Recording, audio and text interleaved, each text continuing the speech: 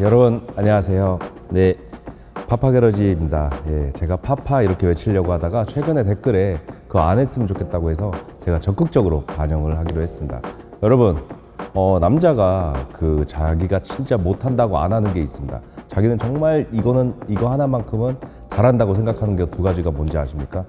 바로 운전이랑 섹스라고 합니다. 근데 이 말을 제가 한 게 아니라 정말 2차에 대해 헌신하신 분이 이렇게 이야기를 하셨는데 그거는 조금 있다가 어떤 분인지 제가 여러분들한테 설명을 드리도록 하겠습니다. 여러분, 오늘 나온 차도 예전에 이제 폴세랑 벤츠 이렇게 합작을 했었잖아요. 이번에는 영국에 있는 맥라렌과 벤츠가 합작해서 만든 아주 희귀한 차량입니다. 바로 만나보실까요? SLR입니다.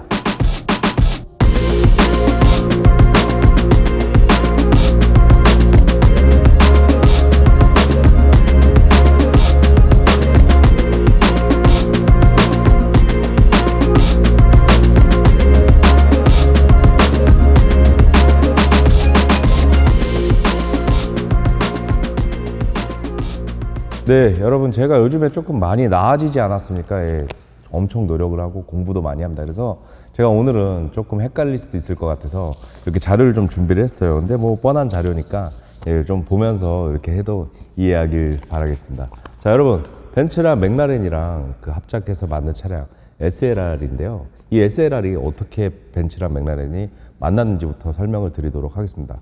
맥라렌부터 할까요? 아니면 벤츠부터 할까요? 예, 맥라렌부터 하겠습니다.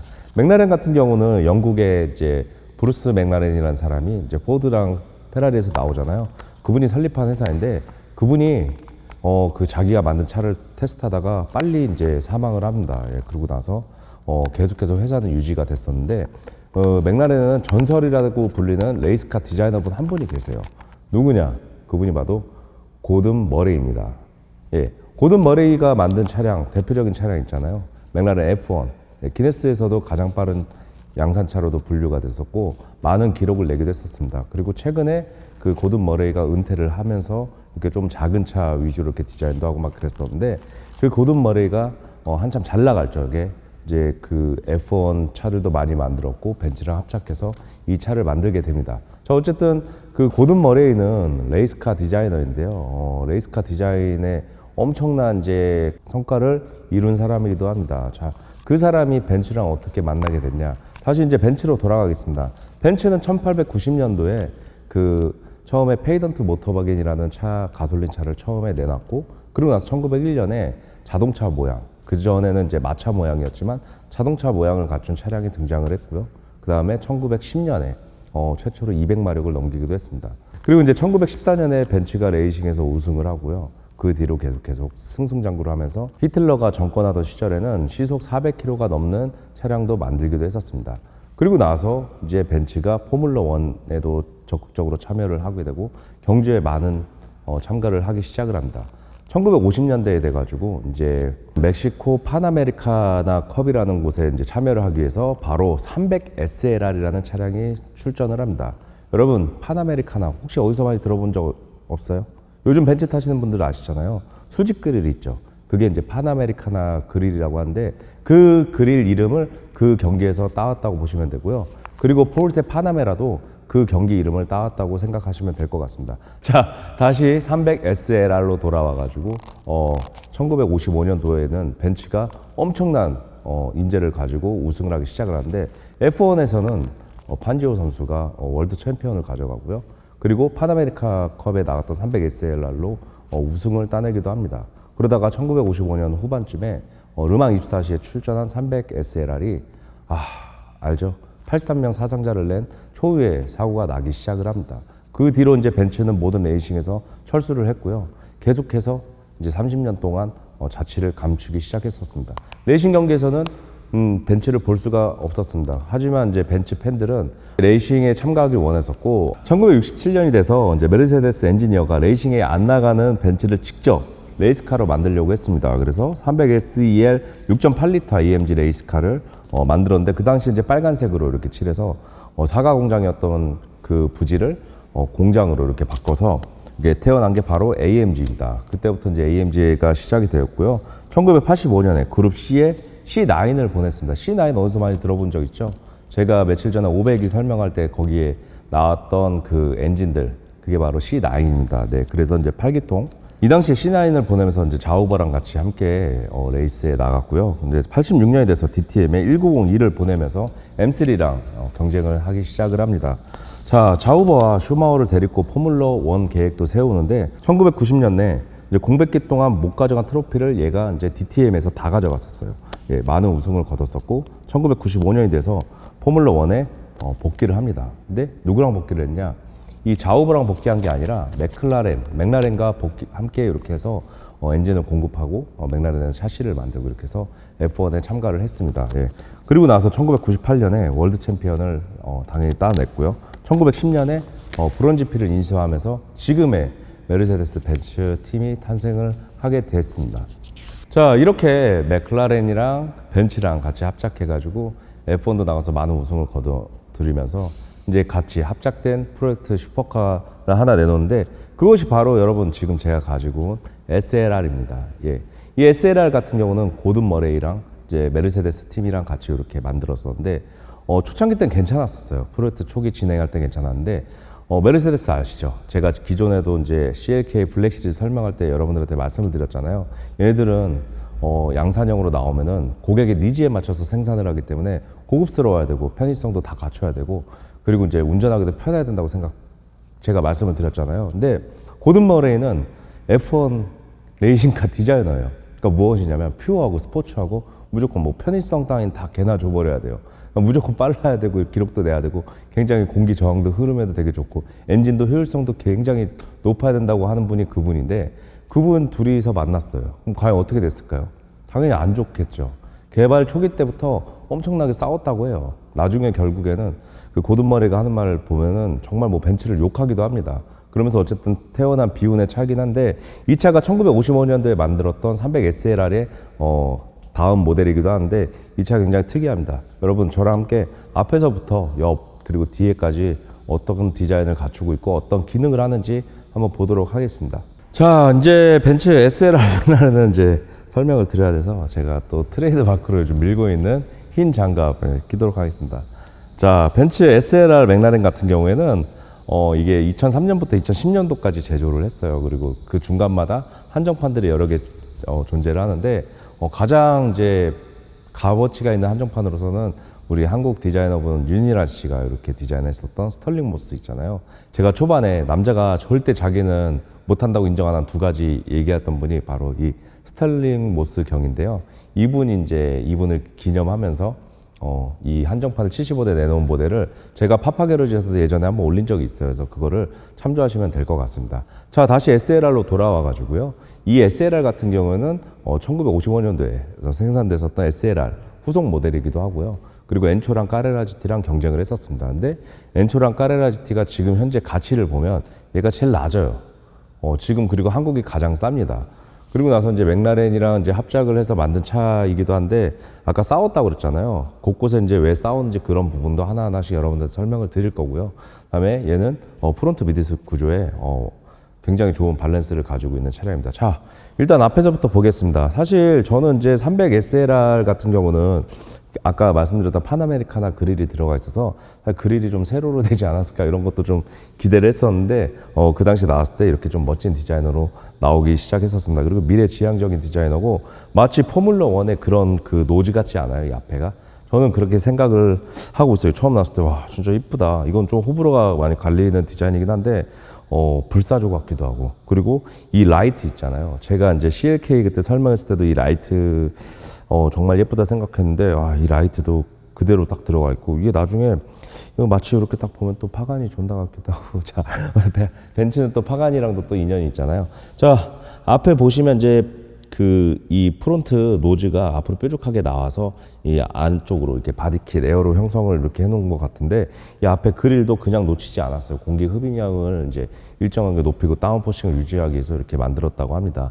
자, 그리고 벤츠 맥라렌도 그렇고 고성능 차들 보면 이 본넷에 핀이 있는데 이 핀도 공기 흐름에 맞게끔 이렇게 위치를 제작해 놨다고 하고요. 와이퍼 블레이드 같은 경우는 예전에 제가 말씀드린 대로 싱글 와이퍼를 이제 할 줄 알았는데 이때는 이제 듀얼로 해서 얘도 좀 신기하게 움직여요. 여기 보면은 지지대가 두 개로 아무래도 고속용 차량이기 때문에 두 개씩 지지를 해서 이렇게 움직이는 것 같습니다.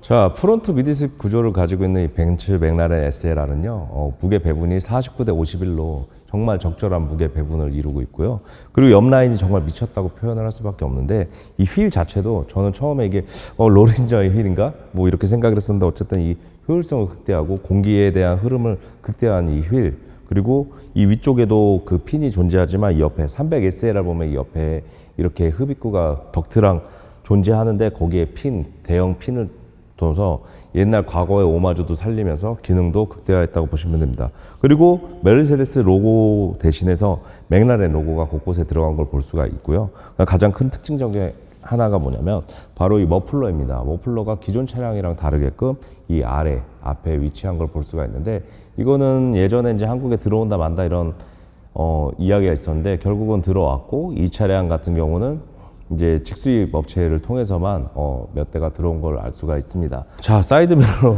쪽도 디자인이 굉장히 특이한데, 여기 보시면은 양쪽으로 이렇게 돼 있고 안쪽으로 이렇게 홀이 파여져 있습니다. 제가 지금 서 있는 이쪽에서 이 앞쪽을 봤을 때 보면은 좀 늘씬한 미녀라고 표현을 할 정도로 이렇게 안쪽으로 이렇게 쭉 빠져서 이렇게 엉덩이 쪽으로 이렇게 나온다고 보시면 되면서, 이쪽에서 이렇게 보시면 굉장히 섹시한 라인을 가지고 있어요. 그래서 이거는 좀 실제로 보시길 권장을 드리고요. 이 뒤쪽으로 와서 이 테일라이트 디자인도 정말 미쳤다는 표현을 할 수밖에 없어요. 지금 이 차가 만들어진 지 벌써 한 20년이 넘었는데, 지금 봐도 이 차 안에 있는 사이드 램프 디자인 디테일은 정말 최고라고 표현을 하고 싶습니다.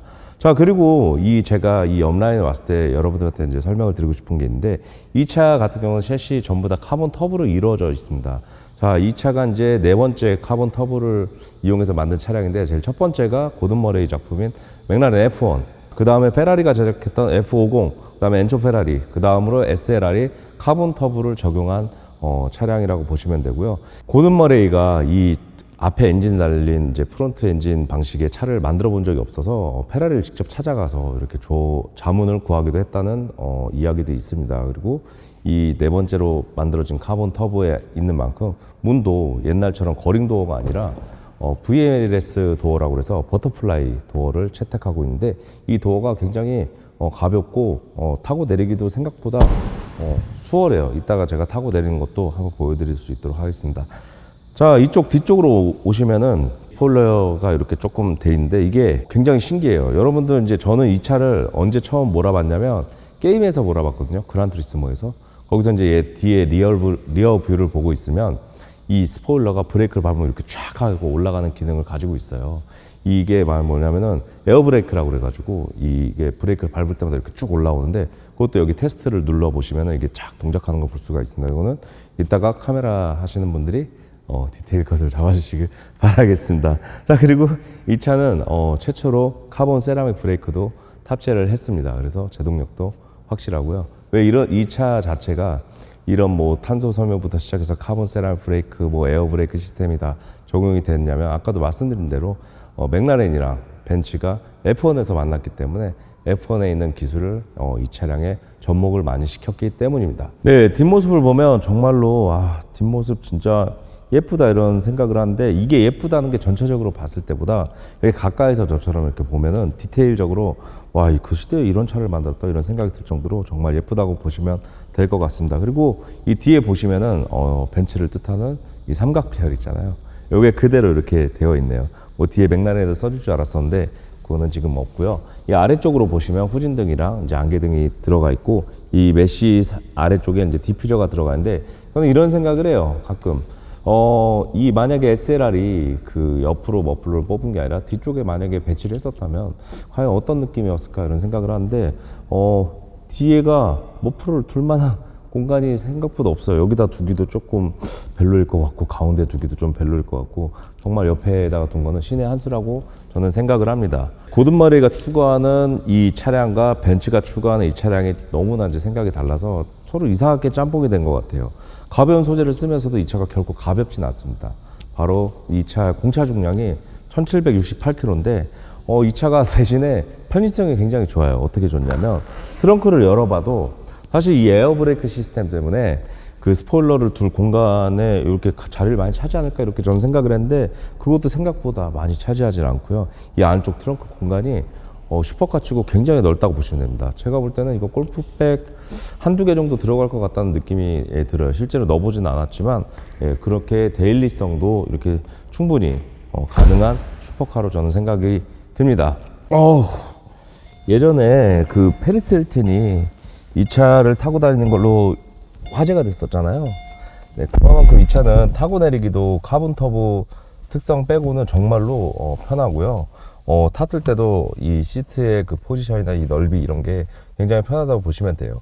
여기 보시면은 시트 프레임 자체 있잖아요. 테두리가 전부 다 카본으로 이렇게 이루어져 있고 지금 가죽이랑 알칸테라 소재를 써가지고 다 넣어놨는데 저는 이 시대에 만들어진 SLR 이 센터페시아 디자인이 정말 갑 중에 갑이라고 보시면 된다고 저는 생각을 합니다. 사실 복잡한 막 그런 버튼들이 있는 게 아니라 간결하게 막 이렇게 돌리는 다이얼식이랑 푸시로드 방식의 이제 스위치들이 있는데 여기 보시면은 에어컨도 굉장히 특이해요. 이걸 버튼을 누르면은 매뉴얼 모드로 이렇게 해서 나오고요. 다시 누르면 오토 모드로 이렇게 활성화가 됩니다. 이렇게 해서 간결하게 스위치를 되게 최소화 시켰다고 보시면 됩니다. 오디오는 이제 SLR이라고 써있는 이쪽을 누르시면 오디오가 나오는데 요걸 숨기기 굉장히 잘한 것 같아요. 이게 만약에 그대로 노출돼서 앞에 나왔으면 정말 디자인이 끔찍해졌을 것 같은데 요 패널을 달아서 정말 깔끔하게 이렇게 했고 그리고 이 위쪽에는 이제 스포일러 테스트랑 스포일러 조작 가능한 거랑 그다음에 컴포트 모드, 뭐 매뉴얼 모드, 스포츠 모드 할 수 있는 버튼이 장착되어 있다고 보시면 될 것 같습니다.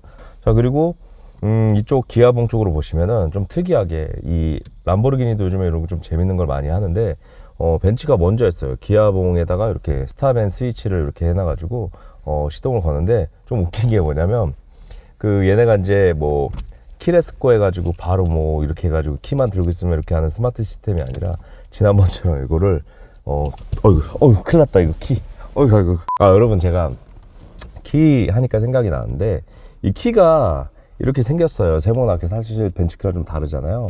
근데 이 키가 한국에 들어올 때 판례가 있는데 얘가 해외에서 도난된 차량을 한국에 들어온 적이 몇 대가 있어요. 그 중에 대수가 좀 많은 편에 속하거든요, 이 SLR이.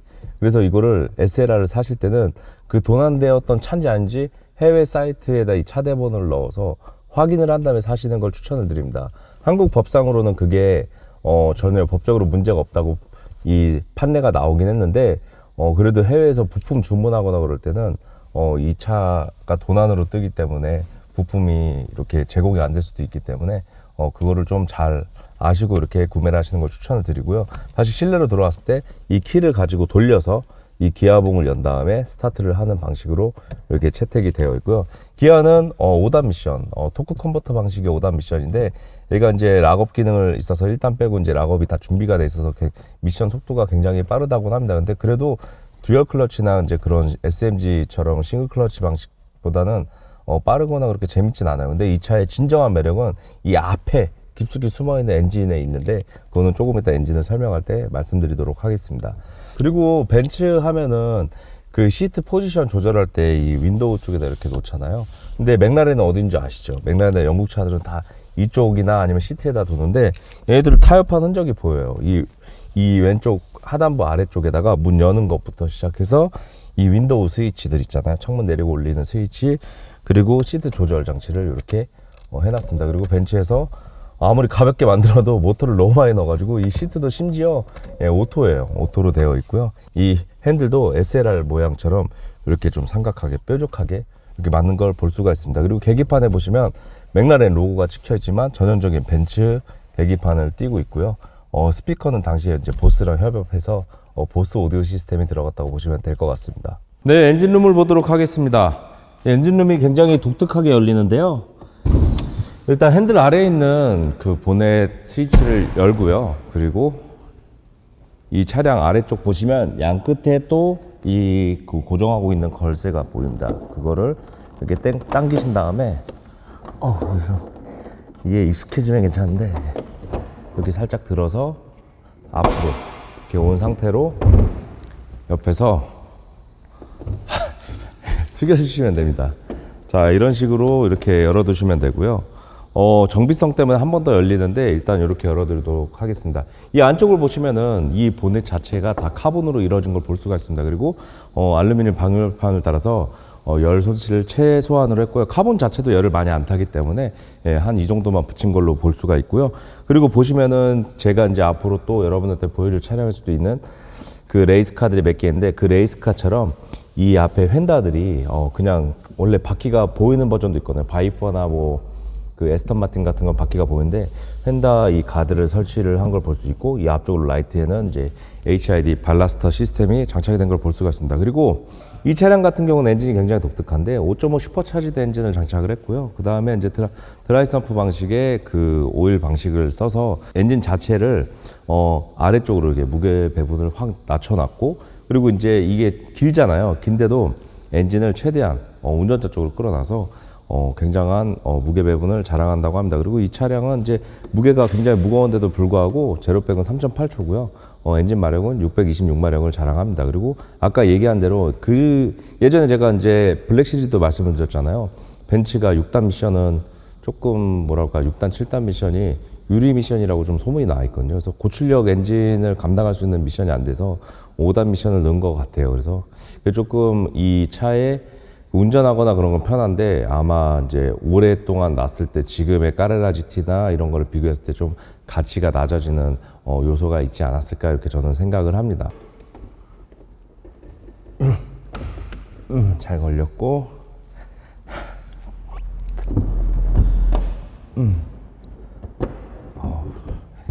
이게 오래된 차량들은 부담스러울 수밖에 없어요. 자, 이렇게 오늘도 SLR 리뷰를 제가 마무리했습니다. 네, 여러분들 뭐 혹시라도 제가 SLR 잘못된 정보를 올렸으면 댓글로 함께 이렇게 참여를 하셨으면 좋을 것 같습니다. 제가 요즘에 그 댓글에 자꾸 써달라고 하잖아요. CLK 블랙 시리즈도 그렇고 246 CSL도 그렇고 댓글에 뭐 조금 정정된 부분들 있잖아요. 여러분들이 많이 이렇게 써주셔서 너무 감사하게 생각을 하고 있습니다. 저도 공부가 엄청 되고 있어요. 이 SLR도 마찬가지로 전문가분 계시면은 부족한 부분 댓글로 같이 해서 함께 참여하는 페파게러지를 만들었으면 좋겠습니다. 자, 제가 이제 맥라렌 얘기도 했고 이제 벤츠 얘기도 했고 이제 앞으로 이제 올드카들 많이 나올 예정인데 맥라렌이 나왔으니까 맥라렌이랑 관련된 그런 회사의 차를 또 굉장히 멋진 거를 앞으로 또 한번 보여줄 수 있도록 하겠습니다. 여러분 감사드리고요. 좋아요랑 구독 부탁드리겠습니다. 감사합니다.